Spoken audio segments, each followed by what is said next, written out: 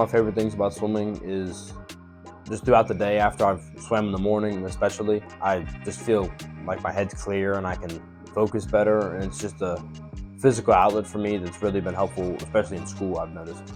So I landed in swimming. I tried soccer, baseball, football. I tried a bunch of different sports, and my parents thought it'd be a good idea to learn how to swim because it's an important life skill, and I fell in love with it. I did 2 years of summer swim, and then I just have continued ever since. So I believe that an athlete should really find that sport they love, because when things get tough, they're not going to, that voice in the back of their head's not going to tell them like, I got to get out of this, like I don't want to do this anymore. That voice is a little quieter, and so they start to find tough times that it's a little easier to play that sport, and they really develop as a person overall, because they find something they're really passionate about, and they really go all in on it and dedicate themselves to it. So from the ages of about 8 to 10, I did 2 or 3 seasons of MAC pre-team, and I really enjoyed it and made some friends and got better. It was a lot of fun. You know, we had competition meets there, and they were really fun. They were over the summer. But then at 10, you can't do pre-team anymore. You have to join their competition team.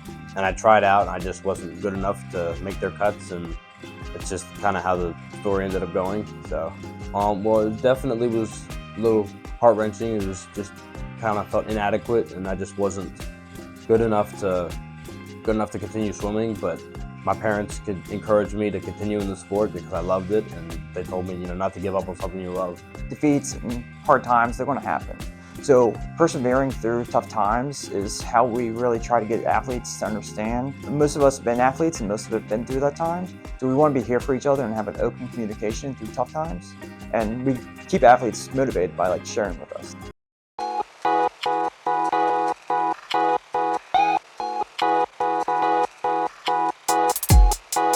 I noticed, off the block, off the walls, everyone was kind of out pushing me, and they were much more explosive than I was. And at first, I just kind of thought that's just how it was. But then I, thought maybe that's something I could be doing more to gain some explosivity and just be more stable and be less injury prone. So I went online, did some research, and they said training is a really good way to do that. So I looked at local areas, and I found that PFP is an athlete-specific gym, and I thought that would be worth giving a try to see if it would better my performance in the water. We've really customized this program to increase the strength in the pull of the motion, because that's where he's going to get the most bang for his buck. Really, that's how you get that speed in swimming, is that pull strength. So his lats, his arms, a lot of tricep work.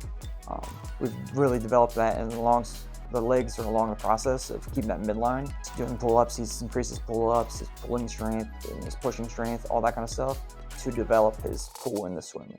With the custom program of PFP, it's been really beneficial for me because I've been needing stability and explosivity, and just to overall be more well-rounded as an athlete, where somebody like maybe a football player needs to get bulkier and stronger and still that explosive component, but different exercises and different needs. To a soccer player, to a baseball player, there's a lot of different needs for different sports because you're asking your body to do different things. So it's just a no-brainer that you would need to train your body differently for a different sport. Important part of leadership is to lead by example. So every set in the water, every set out of the water is to push it as hard as it needs to be pushed, and that can really say more than positive comments or anything. It's just to see that, okay, he's doing it, I can do it as well. I'm just as good as he is. So just to see someone be able to do that can really help. So at every practice, I strive to push as hard as I can, and just push through the sets, and whether they're hard or not, it's really just important to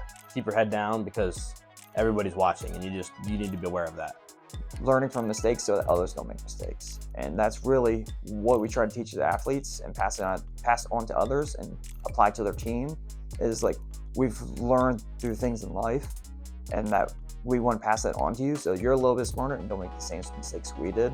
And so different aspects of sports, life, all that kind of stuff wraps into those motivational messages so that they become a little wiser and can help others. If we can pass on good qualities to these athletes, I believe that's going to continue to flourish through the team.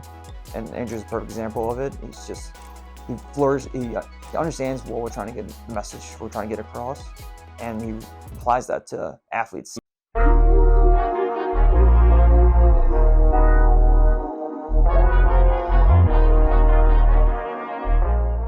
My time in PFP, I've leaned out a little bit, put on some extra muscle, which has been nice.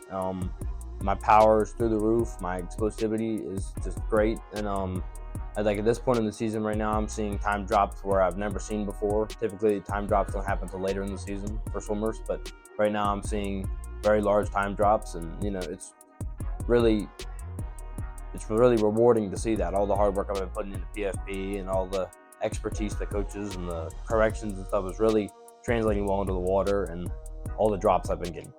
Well, we love Andrew. We're so proud of. Honestly, we're really so proud of the work he's put in.